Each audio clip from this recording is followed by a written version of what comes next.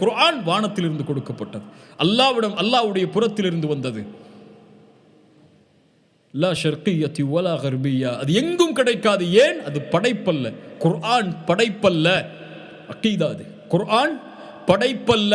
குர்ஆன் அல்லாஹ்வுடைய சிஃபத், அல்லாஹ்வுடைய உள்ளமை, அது தன்மை. அது லா ஷர்கிய்யத்தி வலா கர்பிய்யா யகாது ஸைத்துஹா யுதி வலவ் லம் தம்ஸஸ்ஹு நார்.